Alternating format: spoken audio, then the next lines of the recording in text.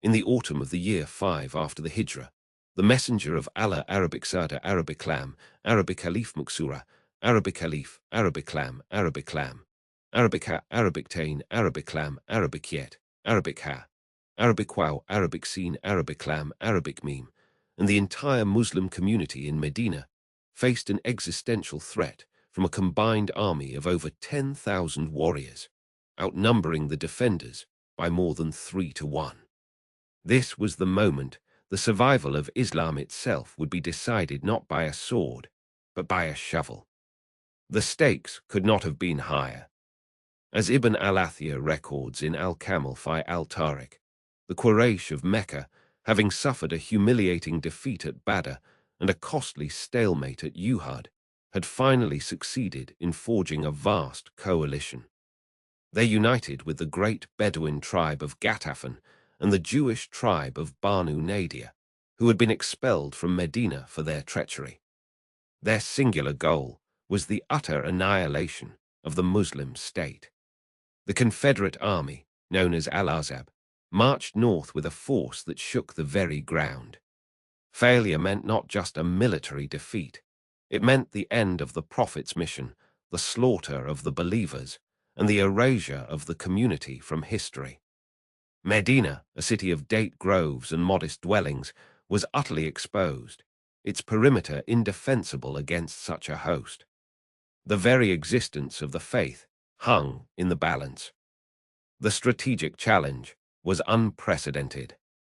As al-Tabari details in his Tarikh, the Muslims could muster only around 3,000 fighting men. The enemy coalition, led by Abu Sufyan, camped to the north of the city at the mountain of Uhud, their numbers so vast their camps stretched for miles. The geography of Medina was its primary vulnerability. Unlike fortified cities of the era, it was open to the surrounding plains, allowing cavalry and infantry to attack from multiple directions.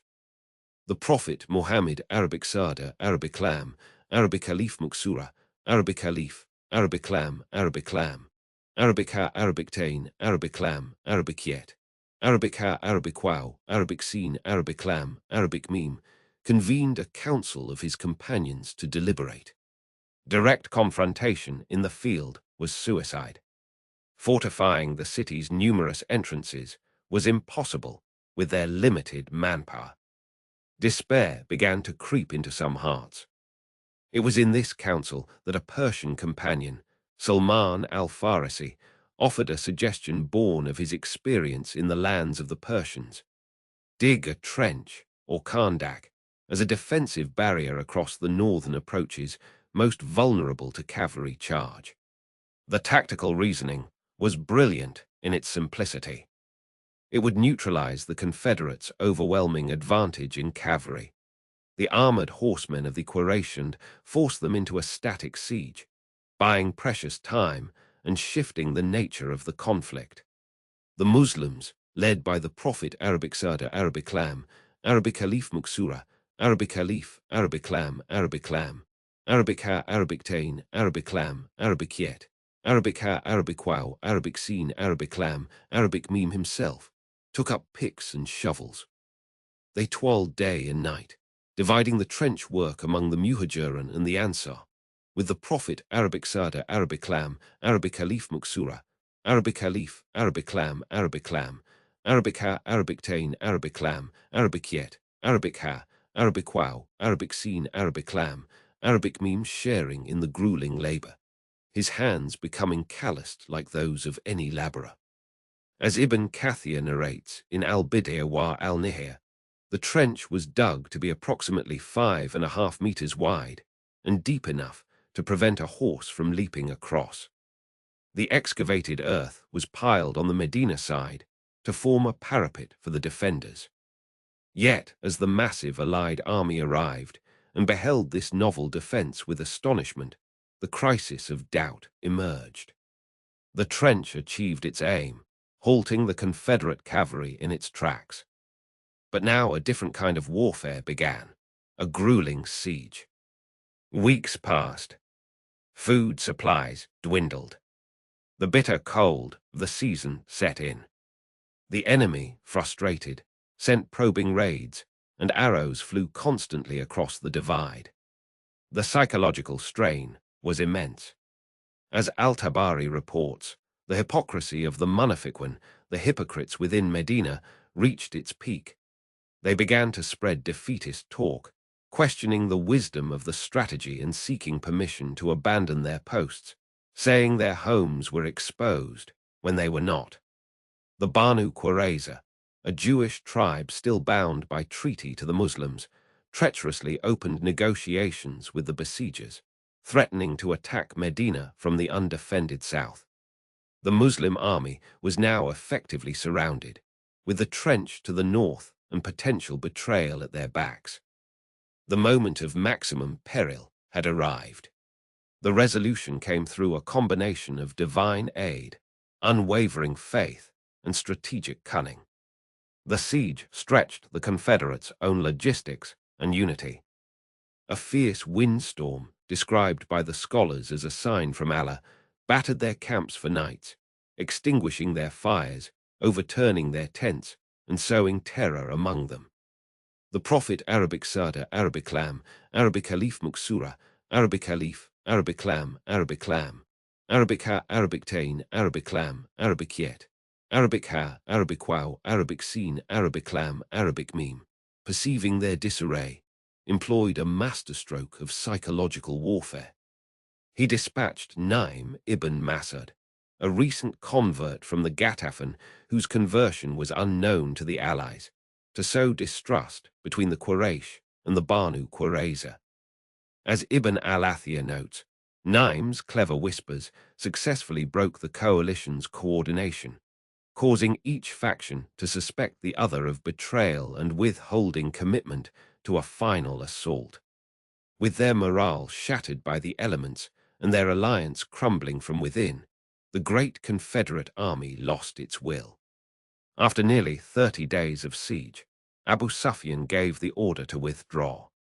The vast host, which had come with such certainty of victory, dispersed and retreated towards Mecca, defeated without a major battle ever being joined. The trench had held.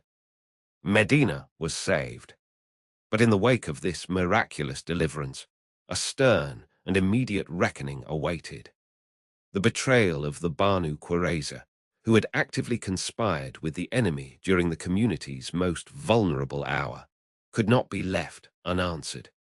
As the Muslim forces returned from the northern trench, dusty and exhausted, but victorious, they did not lay down their arms. A new command was issued, one that would test the community's resolve and justice.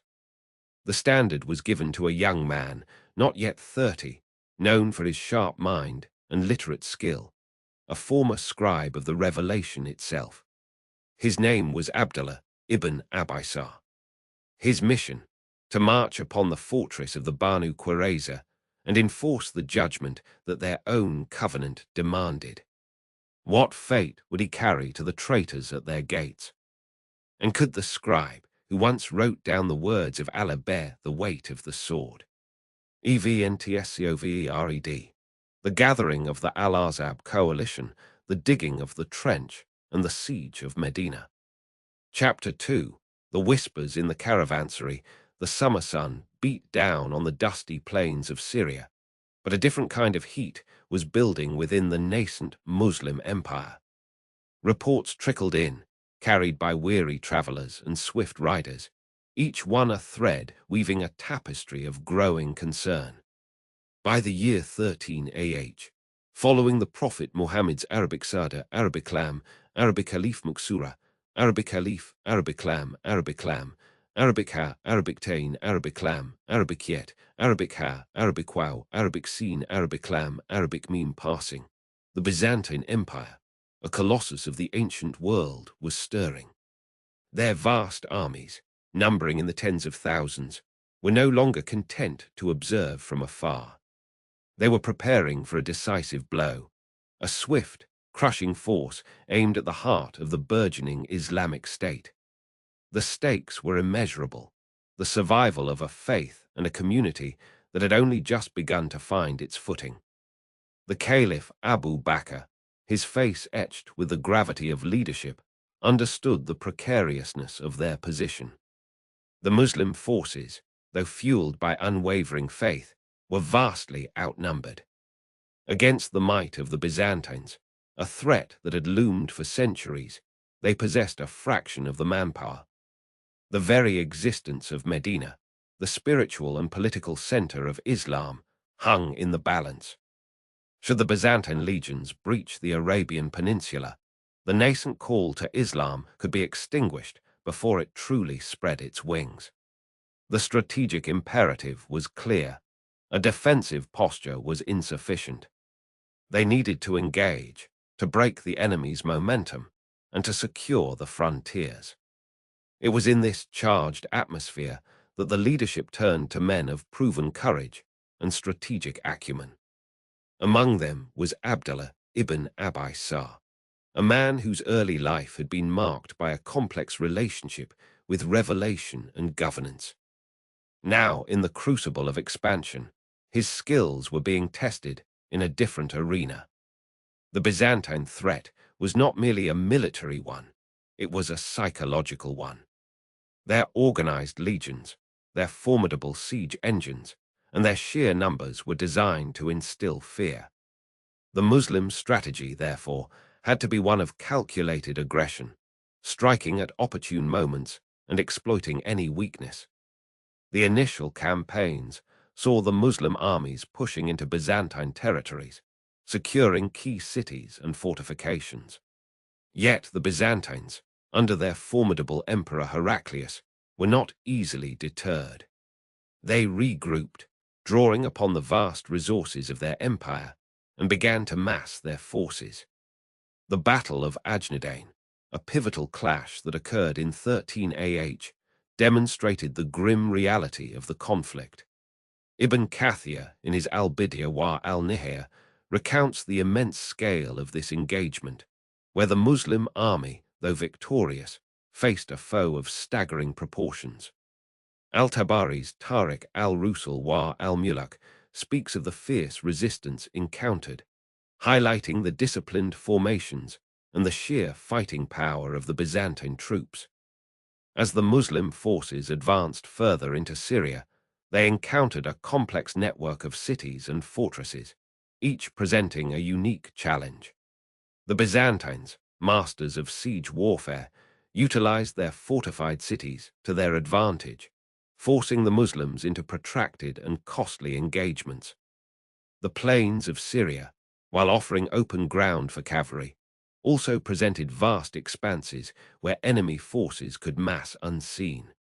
The strategic challenge for the Muslim commanders was to isolate enemy contingents, to avoid being drawn into battles of annihilation where their smaller numbers would be a fatal disadvantage, and to strike with speed and decisiveness.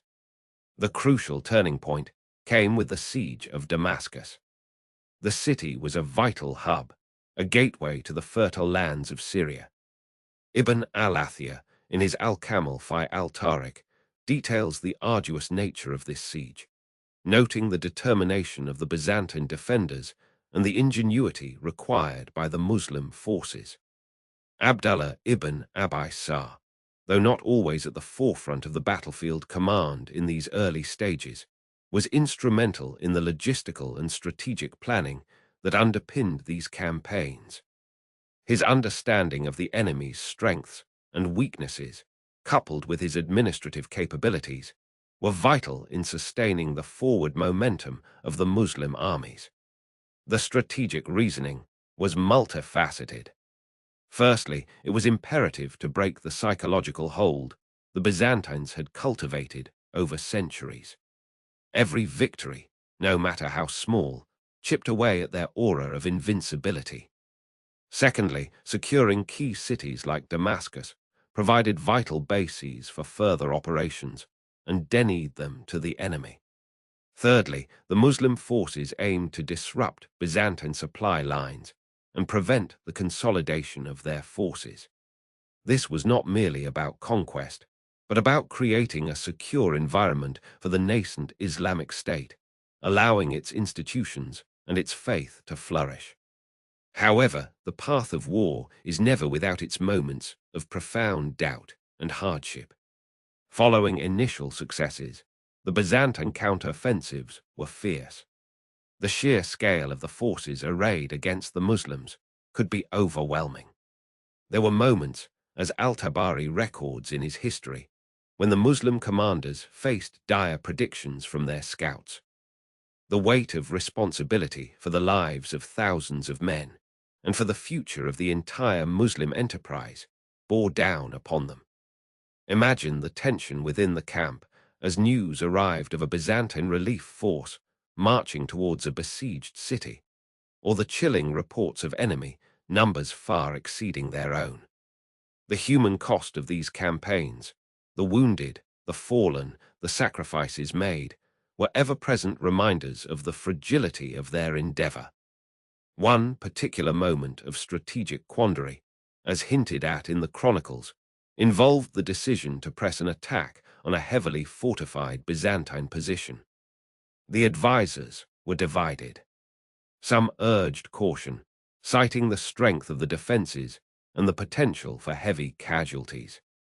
Others, driven by the urgency of the situation and the need to maintain the initiative, advocated for a swift assault. It was in these moments of profound difficulty, where the outcome could mean the difference between survival and defeat, that the true character of the leaders was revealed. The reliance on divine guidance, the consultation with companions, and the ultimate acceptance of responsibility were hallmarks of their leadership, as meticulously documented by the classical historians. The resolution of these challenges often lay in a combination of unwavering faith, strategic brilliance, and an intimate understanding of the terrain and the enemy. The Muslim forces developed tactics that capitalized on their agility and their deep understanding of desert warfare, often outmaneuvering larger, more cumbersome Byzantine armies. The use of cavalry charges at opportune moments, the swift erection of siege engines, and the psychological impact of their resolute spirit proved to be decisive. The victories at Ajnadain and the subsequent capture of Damascus, though hard-won, were testament to this strategic prowess. As Ibn Kathir notes, the spoils of victory were not merely material, they were a divine affirmation of their cause. Yet, as the dust settled on Damascus, and the banners of Islam flew over its ancient walls, a new disquiet began to emerge. Whispers, carried on the desert winds and through the bustling caravansaries, spoke of discontent and division within the ranks of the defeated. A sense of unease began to permeate the conquered territories, hinting that the struggle for Syria was far from over. What was this murmur of dissension, and how would it impact the future of the Muslim conquests? EVNTSCOVID. Byzantine preparations for invasion, Battle of Ajnadain, Siege of Damascus. Within the sacred precincts of the Prophet's mosque in Medina, a single man held a position of trust so profound that its breach would shake the very foundations of the early community. He was one of approximately 40 scribes entrusted with recording the divine revelation. His name was Abdullah ibn Abi Sarh, and according to the meticulous chronicle of Ibn Kathir in al-Bid'ah wa al-Nihaya, this scribe would soon commit an act of such audacity that it would place his soul in the gravest peril and alter the course of his destiny forever. The integrity of the revealed word and the community's faith in its immaculate preservation hung in the balance. The stakes could not have been higher. The revelation, the wahi, was the lifeblood of the nascent Islamic State. Its precise transmission, letter by letter, verse by verse, was a sacred covenant. If a scribe katib al-Wahi proved unfaithful, the consequences would ripple far beyond his own soul. It would sow doubt among the believers, provide ammunition for the enemies in Mecca, and strike at the core of the Prophet's mission. The failure here was not of a battlefield, but of faith. It risked corrupting the primary source of divine law and guidance for all generations to come. Abdullah ibn Abi Sarh, immersed in the rhythm of revelation, found himself standing at this precipice. The tension began not with malice, but with a creeping, intellectual doubt. As al-Tabari records in his Tarikh, Abdullah was a man of education and literary skill. He would sit with the messenger of God, writing down the verses as they were revealed. The process was profound. The prophet would receive the revelation, often in a visible state of intensity, and then dictate the perfect, inimitable Arabic to his scribe. Abdullah, as Ibn Kathir notes, was a frequent scribe for these sessions. Yet a sinister thought took root. The historian Ibn al-Athir in al-Kamil fi al-Tarikh alludes to the whispers of the munafiqun, the hypocrites, who questioned the nature of revelation. In this atmosphere, Abdullah's own mind began to question. He listened to the rhythmic, profound language. He saw how sometimes the revelation would pause, then resume. A fatal arrogance stirred within him. His strategic challenge was one of theology and temptation, not military logistics. The tactic his doubt suggested was a tester direct, brazen challenge to the divine origin of the words he transcribed. According to the detailed account in al-Tabari's history, the moment arrived during the dictation of a verse. The prophet, peace be upon him, recited a portion of revelation. Abdullah wrote it down. Then, as the prophet paused, awaiting the continuation of the wahi, Abdullah's mind raced. He reasoned that if this was truly from God, then the next part of the verse would conform to the literary pattern and meaning he, a mere human, could anticipate. In that moment of pause, he chose a specific tactic. He would pre-write the next phrase himself. He formulated a continuation in his own mind, based on his understanding of Arabic eloquence and the context, and wrote it down on the scroll before him. Then came the crisis, the moment of impossible wait. The prophet resumed his recitation. The divine words flowed from his lips once more. And as Abdullah ibn Abi Sarh listened, his blood ran cold. The words revealed by the prophet were different from the words he had just presumptuously written. They were not merely different, they were superior in eloquence, depth, and meaning. The human construction was pitifully exposed next to the divine original. As al-Tabari recorded, this was the moment of truth for Abdullah. He faced the crushing weight of his own hubris. The choice was stark: to fall in prostration, acknowledging his error and the miraculous nature of the revelation, or to succumb to the whisperings that now screamed in his heart. He looked at the two versions, his own and God's, and made his fateful decision. He chose to believe the whisper. He convinced himself, as Ibn Kathir narrates, that if this were truly revelation, it could not be changed or altered. The fact that he could think of an alternative, he reasoned perversely, meant that Muhammad was composing it himself, and he, Abdullah, was just as capable. This was the crisis of his faith. The resolution was not victory, but catastrophic spiritual failure. Having convinced himself of this falsehood, Abdullah ibn Abi Sarh committed the ultimate betrayal of his trust. He apostatized.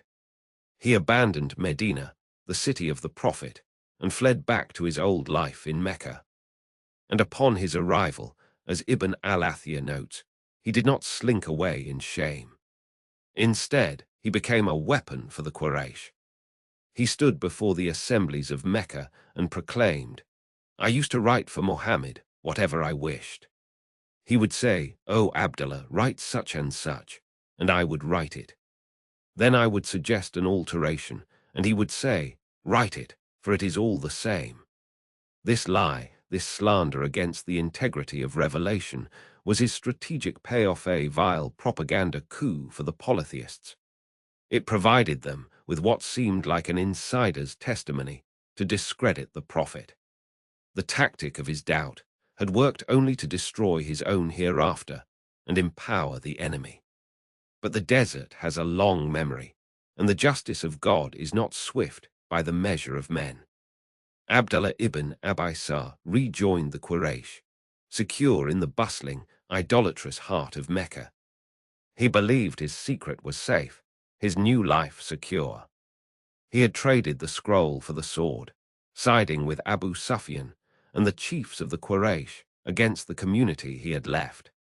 What he could not know, what none in Mecca fully grasped, was that the balance of power on the Arabian Peninsula was shifting in ways they could not imagine.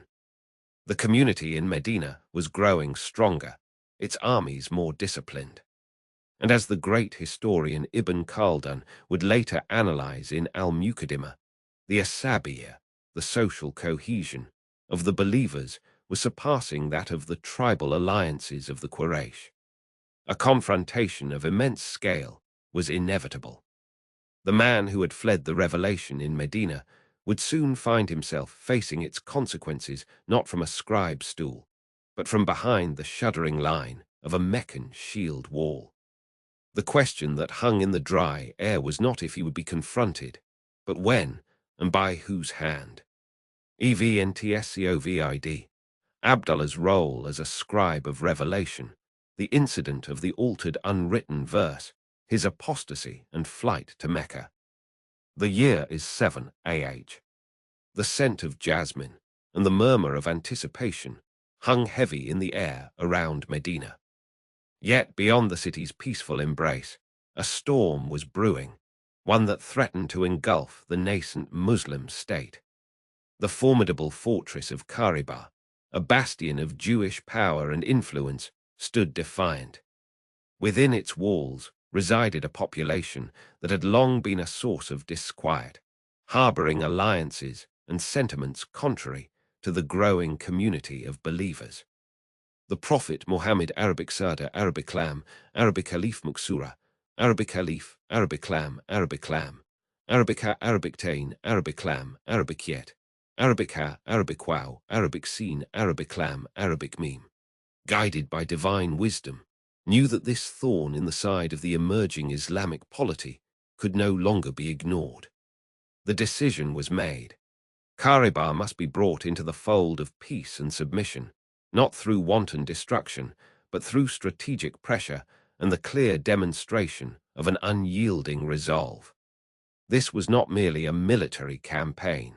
It was a test of faith, a crucible for the believers, and a defining moment for the future of Arabia. The stakes were immense. If Khaybar remained a hostile entity, it would serve as a perpetual irritant, a rallying point for those opposed to the new order. Its economic prosperity and strategic location made it a dangerous neighbor, capable of disrupting trade routes and fomenting rebellion. Failure to address the Khaybar situation would embolden other tribes and factions to challenge the authority of Medina, potentially fracturing the nascent Muslim state before it could truly solidify its foundations. The very survival of the community and the message they carried hung precariously in the balance. The Prophet Arabic Sarda Arabic Lam, Arabic Khalif Muksura, Arabic Khalif, Arabic Lam, Arabic Lam, Arabica Arabic Tain, Arabic Lam, Arabic Yet, Arabica Arabic Wow, Arabic Seen, Arabic Lam, Arabic Meme, entrusted the vanguard of this crucial expedition to the hands of his most trusted companions, men whose faith was as sharp as their swords, and whose strategic acumen was honed in the fires of earlier campaigns. The Prophet Muhammad Arabic Sarda Arabic Lam, Arabic Khalif Muksura, Arabic Khalif, Arabic Lam, Arabic Lam, Arabic Ha, Arabic Tain, Arabic Lam, Arabic Yet, Arabic Ha, Arabic Wow, Arabic Seen, Arabic Lam, Arabic Meme, after careful deliberation and consultation, dispatched an army towards Khaybar. The formidable Jewish settlement was not a single entity, but a collection of powerful fortresses, each with its own defenses and garrisons. The primary strongholds were Nataf, al-Kamil, and al-Wati. Ibn Hisham, in his detailed account of the Prophet's biography, notes that the expedition set out in the month of Muharram, in the year 7 AH. The army of the Muslims, numbering approximately 1,400 men, marched with unwavering purpose. Their objective was to systematically dismantle the resistance of Khaybar, beginning with its outlying fortifications. The terrain surrounding Khaybar was a network of fertile oases and fortified settlements, each presenting a unique tactical challenge. The Jewish inhabitants, well armed and accustomed to defending their lands, were prepared for the confrontation. The initial engagements focused on the fortresses of Nataf and al-Kamil. As al-Tabari meticulously recorded in his Tarikh al-Rusul wa al-Muluk, the Muslims first laid siege to Nataf. The defenders, entrenched within its walls, resisted fiercely. However, the resolve of the believers, coupled with their strategic encirclement, began to wear down the inhabitants. After a period of siege, Nataf fell, a significant early victory that boosted the morale of the Muslim forces. Following this success, the army turned its attention to the formidable fortress of al-Kamil. This stronghold was particularly well defended, and its capture proved to be a more arduous task. The defenders hurled stones and arrows from the ramparts, inflicting casualties upon the besieging army. It was during the siege of al-Kamil that a moment of profound doubt and human vulnerability emerged within the Muslim ranks. Food supplies began to dwindle, and the relentless nature of the siege, coupled with the constant threat of enemy sorties, began to take its toll on the soldiers. As Ibn al-Athir notes in his Al-Kamil fi al-Tarikh, some of the companions expressed their weariness and concern. Whispers of retreat began to circulate amongst the ranks. The Prophet Muhammad Arabic Sada Arabic Lam, Arabic Alif Muksura, Arabic Alif, Arabic Lam, Arabic Lam, Arabic Ha, Arabic Tain, Arabic Lam, Arabic Yet, Arabic Ha, Arabic Wow, Arabic Sin, Arabic Lam, Arabic Meme, ever perceptive of his companion's spirits, understood the gravity of the situation. He knew that a display of unwavering faith and determination was paramount. It was in this critical juncture that the Prophet Arabic Sada Arabic Lam, Arabic Alif Muksura, Arabic Alif, Arabic Lam, Arabic Lam, Arabic Ha, Arabic Tain, Arabic Lam, Arabic Yet, Arabic Ha, Arabic Wow, Arabic Sin, Arabic Lam, Arabic Meme, seeking divine guidance and strength, made a pivotal decision. He declared that he would entrust the banner of the army to a man who loved Allah and his messenger, and whom Allah and his messenger loved. This declaration was not merely a motivational speech. It was a strategic maneuver designed to reignite the spirit of jihad and instill a renewed sense of purpose. The following morning, the Prophet Arabic Sada Arabic Lam, Arabic Alif Muksura, Arabic Alif, Arabic Lam, Arabic Lam, Arabic Ha, Arabic Tain, Arabic Lam, Arabic Yet, Arabic Ha, Arabic Wow, Arabic Sin, Arabic Lam, Arabic Meme, called for Ali ibn Abi Talib. Ali, who had been suffering from an eye ailment, was brought forth. The Prophet Arabic Sada Arabic Lam, Arabic Alif Muksura, Arabic Alif, Arabic Lam, Arabic Lam, Arabic Ha, Arabic Tain, Arabic Lam, Arabic Yet, Arabic Ha, Arabic Wow, Arabic Sin, Arabic Lam, Arabic Meme, handed him the banner. And as he did so, he uttered words of profound encouragement and strategic insight. According to Ibn Kathir's Al-Bidya wa al-Nihaya, the Prophet Arabic Sada Arabic Lam, Arabic Alif Muksura, Arabic Alif, Arabic Lam, Arabic Lam, Arabic Ha, Arabic Tain, Arabic Lam, Arabic Yet, Arabic Ha, Arabic Wow, Arabic Sin, Arabic Lam, Arabic Meme stated, "Take this banner and advance with it, until Allah grants you victory." Ali, his spirit rekindled and his faith reaffirmed, advanced towards the fortress of al-Kamil. The defenders, seeing Ali approach with the banner of Islam, were filled with apprehension. Ali, with a ferocity born of conviction and a tactical prowess honed by experience, led the assault. He engaged the enemy in single combat, defeating their champions one by one. His relentless pressure and the unwavering courage he displayed inspired the entire Muslim army. The siege intensified, and the defenders of al-Kamil, demoralized by Ali's prowess and the sustained assault, began to falter. The strategic brilliance of Ali, combined with the collective bravery of the Muslim army, proved decisive. The fortress of al-Kamil, after a fierce struggle, finally capitulated. This victory was a turning point in the campaign. With the fall of al-Kamil, the remaining strongholds of Khaybar, including al-Wati, quickly followed suit. The inhabitants, seeing the futility of further resistance, began to negotiate terms of surrender. As al-Tabari records, the Prophet Muhammad Arabic Sada Arabic Lam Arabic Khalif Muksura Arabic Khalif Arabic Lam Arabic Lam Arabic Ha Arabic Tain Arabic Lam Arabic Yet Arabic Ha Arabic Wow Arabic Seen Arabic Lam Arabic Meme granted them terms that allowed them to remain on their lands, cultivating them, in exchange for a portion of their produce to be given to the Muslims. This demonstrated a strategic leniency that was as effective as military might, ensuring the stability of the region and preventing further bloodshed. The wealth and resources of Khaybar, particularly its agricultural produce, now flowed towards Medina, strengthening the Muslim community economically. However, as the banners of victory were raised over Khaybar, a new shadow began to lengthen from the north.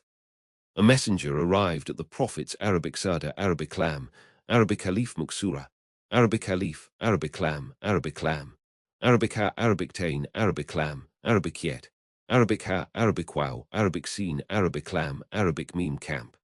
His face etched with concern, bearing tidings of a different kind. He spoke of movements and alliances forming in lands far beyond the immediate horizons of Arabia, forces that viewed the ascendant power of Islam with growing alarm. The victory at Khaybar, while monumental, had not ended the challenges. It had merely shifted the geopolitical landscape, drawing the attention of powers yet unknown. EVNTSCOVID, Siege of Nataf, Siege of al-Kamil, Fall of Khaybar. In the 8th year after the Hijrah, the Prophet Muhammad, peace be upon him, moved towards Mecca with an army of 10,000 believers. This was not a raid, but a decisive movement to secure the future of the Islamic call in its birthplace. Among this vast host marched Abdullah ibn Abi Sarh, his past apostasy theoretically forgiven, his future loyalty now facing its ultimate test at the very gates of the city he had once betrayed. As Ibn Kathir notes in al-Bidayah wa al-Nihaya, the Muslim force was of such magnitude that the Quraysh had never seen its like. The stakes could not be higher. Failure would mean the permanent entrenchment of idolatry in the Arabian Peninsula and the shattering of the nascent Muslim community's strategic momentum. Success would forever alter the spiritual and political landscape of the region. For Abdullah ibn Abi Sarh, marching with the army he had once deserted, the moment was a profound personal reckoning, a live examination of his sincerity before God, his prophet, and the entire Muslim community. The strategic challenge was immense. Mecca was a fortified city, naturally defended by its surrounding mountains, and manned by the Quraysh, a tribe famed for its martial pride. The Prophet's plan, as meticulously recorded by our historians, was one of precise, overwhelming force, designed to minimize bloodshed among the Meccans themselves. He divided his 10,000-strong force into 4 columns, each assigned to enter the city from a different direction. One column, led by Khalid ibn al-Walid, was to enter from the lower part of the city. Another, under al-Zubair ibn al-Awwam, would enter from the north. Sa'd ibn Ubadah entered with the Ansar, and Abu Ubaidah ibn al-Jarrah led another contingent. The Prophet, peace be upon him, gave clear orders. No one was to fight unless attacked. The objective was a peaceful conquest, a demonstration of mercy after years of persecution. As al-Tabari records in his Tarikh, the Prophet stated, "He who enters the house, the Kaaba, is safe. He who lays down arms is safe. He who locks his door is safe." For Abdullah ibn Abi Sarh, a man of letters and administration now amidst a military operation, the atmosphere was thick with personal history. Every landmark, the hills of Safa and Marwa, the pathways of the Hayya, spoke of his earlier life, his acceptance of Islam, and his subsequent devastating betrayal. He marched under the banner of a universal mercy he had once mocked. The Prophet's order for a bloodless entry was a direct reflection of the divine clemency that Abdullah himself had been granted. The tactical reasoning was as much spiritual as it was military, to demonstrate that Islam had come not to destroy Mecca, but to liberate it from idolatry and establish the worship of the one God in the most sacred space. Ibn al-Athir, in al-Kamil fi al-Tarikh, emphasizes that the Prophet's primary concern was the sanctity of the city and the avoidance of tribal warfare that could spiral out of control. The moment of crisis came not from the Quraysh leadership, which largely submitted, but from a single, defiant pocket of resistance. As the Muslim columns converged on the city, Khalid ibn al-Walid's force, entering from the lower Mecca near the district of Kandama, was met by a group of Quraysh fighters led by Ikrimah ibn Abi Jahl, Safwan ibn Umayyah, and Suhail ibn Amr. They rejected the call for peace and chose to fight. A sharp, intense skirmish erupted. Khalid, following his orders to defend himself, engaged. According to al-Tabari, in the fighting that followed, a number of Quraysh were killed. For the army at large, and for a figure like Abdullah ibn Abi Sarh witnessing this, the crisis was palpable. Would this localized battle ignite the entire city? Would the Prophet's plan for a merciful conquest unravel at the last moment because of the stubbornness of a few? The human side of this historic day was this collective holding of breath, the weight of potentially seeing the holy city stained with the blood of its own people. The resolution was swift and decisive. The skirmish with Khalid's column was contained and ended quickly. The overwhelming presence of the 10,000-strong Muslim army, coupled with the clear policy of amnesty for those who did not fight, crushed any widespread will to resist. The Quraysh leaders, seeing the futility of further combat, submitted. The Prophet, peace be upon him, entered the sanctuary of the Kaaba, performed the ritual circling, and then systematically cleansed the house of God of its 360 idols. He announced a general amnesty for the people of Mecca, proclaiming, "Go, for you are free." This was the strategic and moral payoff. The tactic of overwhelming force paired with universal mercy had worked perfectly. Mecca was secured without a major battle, its people embraced, and its status transformed. As Ibn Kathir details, the Prophet then received the pledge of allegiance from the men and women of Mecca, solidifying their incorporation into the Islamic State. For Abdullah ibn Abi Sarh, the fall of Mecca was a spectacle of divine victory and prophetic magnanimity in which he was a spectator, not an architect. He witnessed the idols he might once have defended shattered before him. He heard the same call to forgiveness that had saved his own life extended to an entire city. His personal betrayal was swallowed by the enormity of this communal redemption. Yet, as the Muslim forces consolidated their hold and the dust settled on the conquest, a pressing, unspoken question hung over Abdullah's future. He had been spared at Hudaybiyah and witnessed the conquest, but what role could a man with his record of treachery possibly play in the new era that was now dawning? The Prophet's mercy was infinite, but trust, once broken, is rebuilt by deeds, not words. As the Muslim community turned its gaze outward towards the northern threats at Hunain and Tarif, Abdullah ibn Abi Sarh remained within the ranks, his pen silent, his past a shadow, his next test awaiting its moment. EVNTSCOVID. The conquest of Mecca, 8 the strategic deployment of the 10,000-strong Muslim army, the skirmish at Khandama led by Khalid ibn al-Walid. Chapter 6. The Serpent's shadow on the road to Yemen. The sands of the Arabian Peninsula whispered tales of change, but in the southern reaches, a different kind of shadow was cast. In the year 11 AH, a mere 400 miles separated the burgeoning Islamic State from the vital trade routes and fertile lands of Yemen. Yet the path was far from secure. Tribes who had pledged allegiance, or those who had not, tested the boundaries of the new order. It was in this volatile landscape that the strategic acumen of Amr ibn al-As would be tested once more, not with the clash of armies, but with the subtle art of diplomacy and decisive action.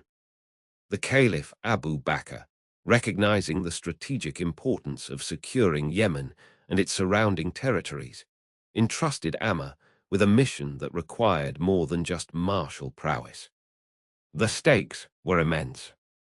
If Yemen remained a fractured collection of tribes, susceptible to external influences or internal rebellion, the nascent Islamic State would face a significant threat on its southern flank.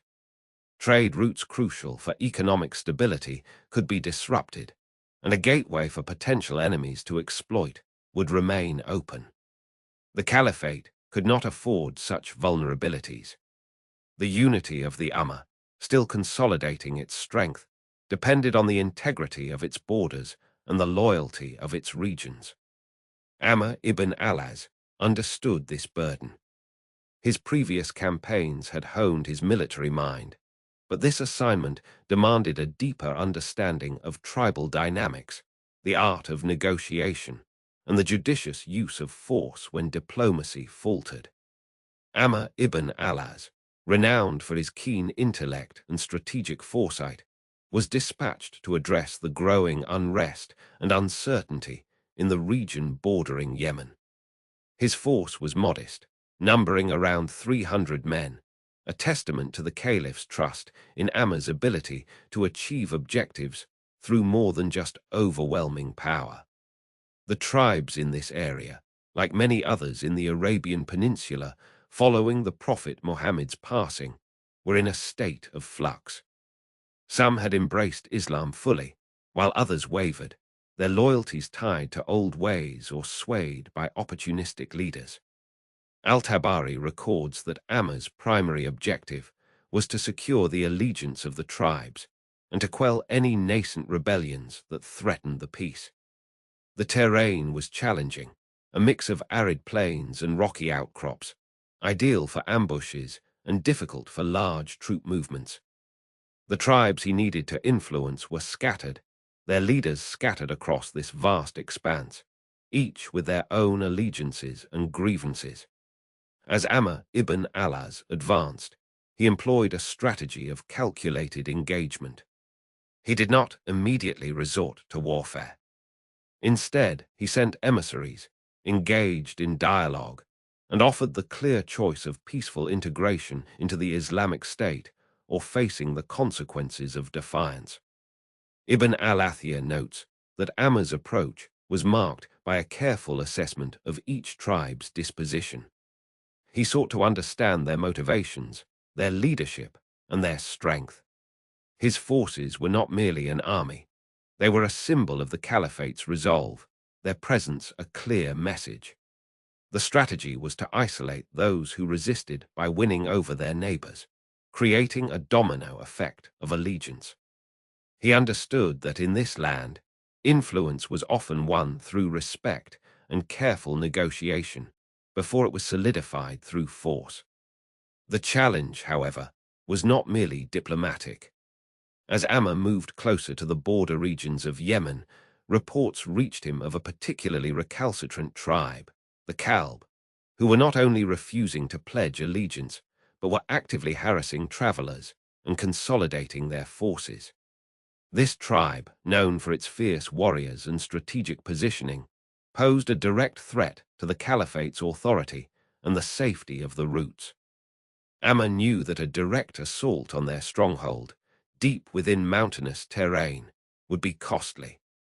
His scouts reported their numbers to be around 1,000 warriors, a significant force compared to his own 300. The weight of decision pressed upon him. Al-Tabari records that Amr ibn al-As paused his advance, assembling his commanders. The option of a frontal assault was discussed, but the disadvantages were clear: superior numbers, advantageous terrain for the defenders, and the potential for heavy casualties that would weaken the caliphate's overall presence in the region.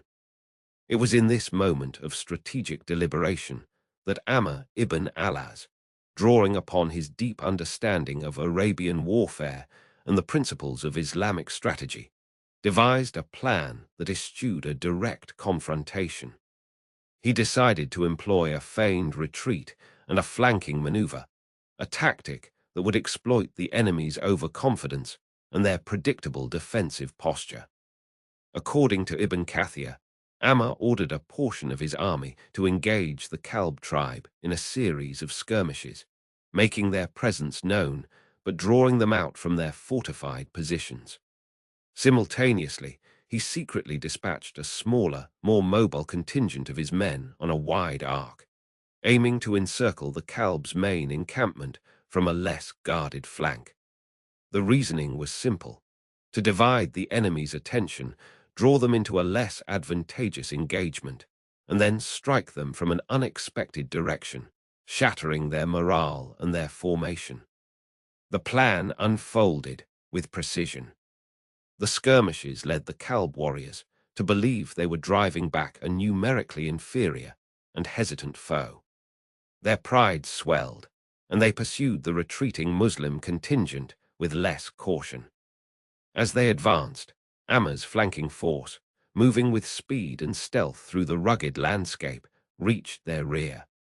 When the main Kalb force was sufficiently engaged and drawn away from their primary defenses, Amr signaled the main body of his army to turn and attack, while his flanking force struck from the rear. The Kalb warriors, caught between two attacking forces and in disarray, found their battle lines broken. Ibn al-Athir describes the ensuing clash as swift and decisive. The Kalb, demoralized and outmaneuvered, were unable to mount a cohesive defense. Many were captured, and the rest scattered, their threat neutralized. This victory, achieved with minimal losses for the Muslims, secured the immediate region and paved the way for the peaceful integration of many of the surrounding tribes who witnessed this demonstration of strategic prowess and decisive leadership. With the Kalb tribe subdued and the immediate threat eliminated, Amr ibn al-As turned his attention to consolidating the caliphate's authority in the region. He established garrisons, appointed local administrators from among the newly allied tribes, and ensured the safe passage of merchants and travelers. His mission was on the cusp of complete success, bringing a measure of stability to the southern approaches of the caliphate. However, as he prepared to report his successes to the caliph in Medina, a swift rider arrived from the north. The message was brief, but alarming, detailing a new and significant movement of forces along the northern frontiers, a development that would soon demand the attention of the entire caliphate and shift the focus of its most seasoned commanders. Evntscovid. Diplomatic engagement with southern tribes, strategic maneuver against the Kalb tribe, consolidation of caliphate's authority in border regions.